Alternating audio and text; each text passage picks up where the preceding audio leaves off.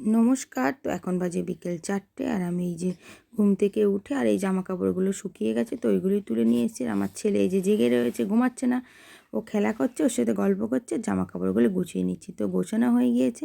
এবার আমি এখানে চা বসিয়েছি আর এইদিকে সকালের ভাত আর তরকারিটা এই যে ফ্রিজে রেখে দিলাম।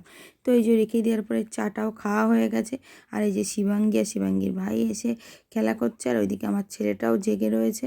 তো এইদিকে বাসনগুলো মেজে আর আমি এইদিকে কাপড় কাটতে চলে এসেছি। কাপড় বলতে এই একটা ব্লাউজ কাটবো, তো ব্লাউজটা করতে হবে সেই জন্য।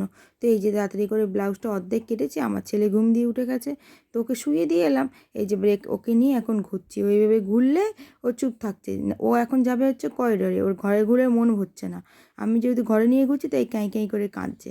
তার কী করব, তো ওই যে ঘুরে ঘুরে ওকে ঘুম পাড়িয়ে দিলাম। ঘুম পাড়িয়ে দিলে মালটা আমি কেটে তারপরে ভাত টাত খেয়ে আমি ওকে আবার খাইয়ে শুয়ে পড়লাম। তো ভিডিওটা আজকে এখানেই শেষ করলাম।